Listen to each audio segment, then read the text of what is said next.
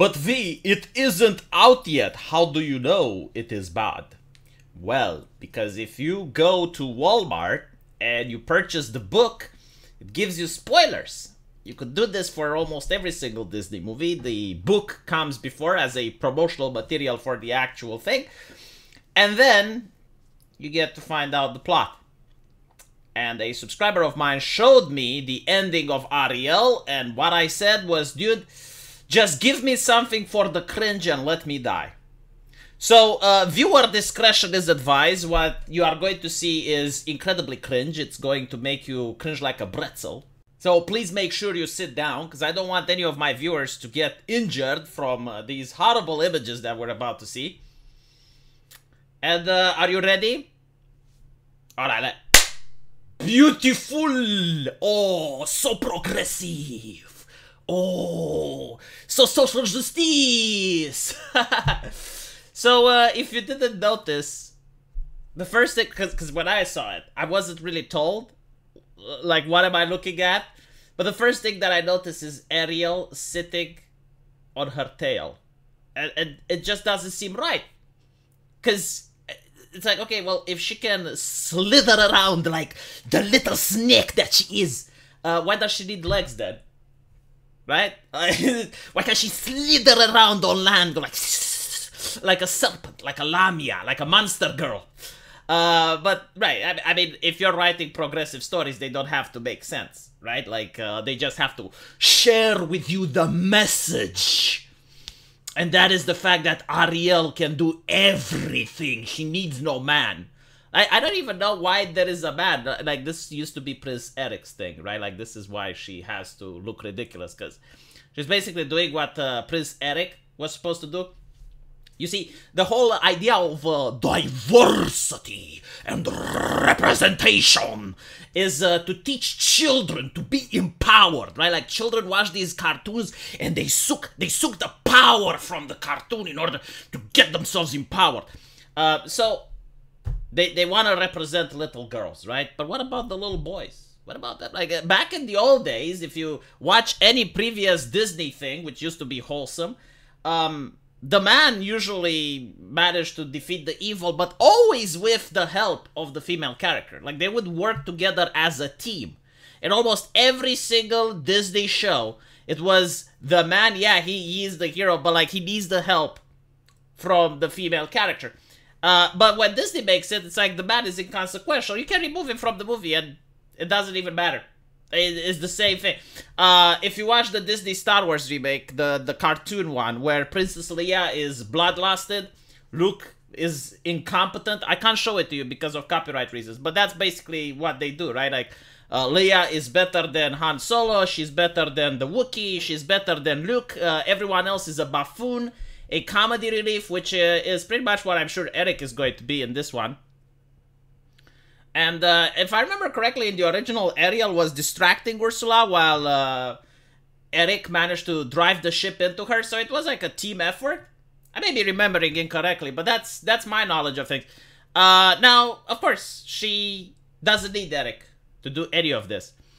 So I noticed these subtle changes with other stories that Disney has made. Like, for example, Pinocchio is a very interesting one. So in the original Pinocchio, he chooses to skip school, and that's what eventually leads him on to Pleasure Island. So the moral of the story is that children who misbehave, like that is literally the ethos of Pinocchio. Children who misbehave and choose pleasure instead of the more difficult path end up poorly in life, right? So, like, the idea was that Pinocchio doesn't like school, so he skips it, and it ends up on Pleasure Island, right? Because school is difficult, it's hard, but it's good for you. In the remake, Pinocchio isn't allowed in school because he isn't a real boy. And because he isn't a real boy, he has agency taken away from him. Like, he would have liked to sit in school. But unfortunately, it's society that punishes him for his appearance. So now he is taken to Pleasure Island without having a choice in the matter. Handsome Jack was his name, right? Like, because he skipped school, he ends up with Handsome Jack. But anyway, right, the ending is also interesting. So in the new Pinocchio, he doesn't transform into a boy.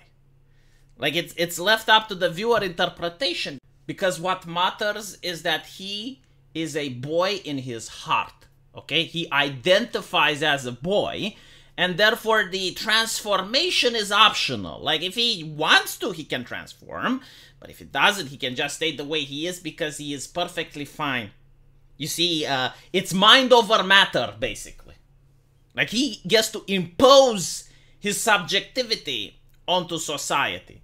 Kind of like a video I made on my main channel about a activist, a social media influencer, which was demanding that the airline company provides her with 3 seats if necessary, for free.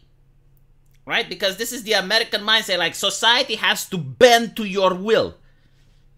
That is very empowering, isn't it? I mean, it probably is. I never had society bend to my will, but I guess, like, if you actually manage to make an entire airline company cater to your needs.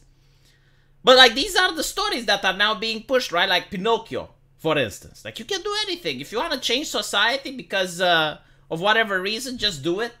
We get to see it with Ariel, right? Like, you can do anything. And if anyone, like, tries to be against you, it's society. I am really curious to see how they handle at least the love romance between Eric and Ariel.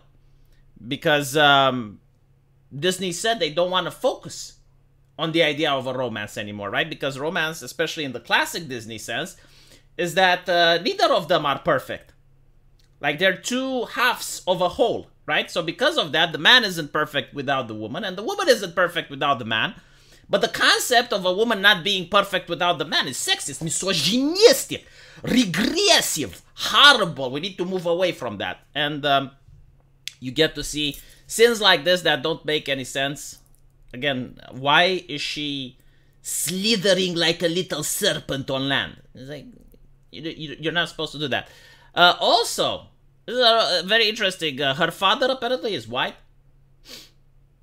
I'm curious, like, the skin color of her family members, because when I saw that they're casting Black Ariel, I thought that they're going to go with Triton, or well, Neptune, or whatever his name.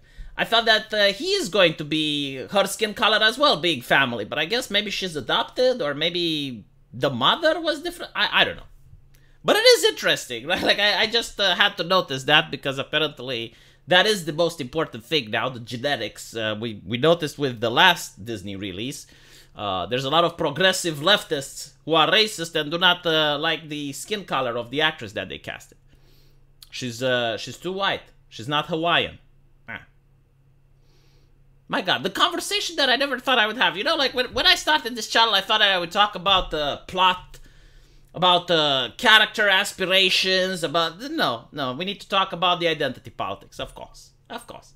Anyway, right, if you like this video, let me know in the comment section, and if you do want to support this channel for whatever reason, there is a link to my Patreon in the pinned comment, as well as the opportunity to give me a super thanks. So I'll see you guys in the comment section. Take care.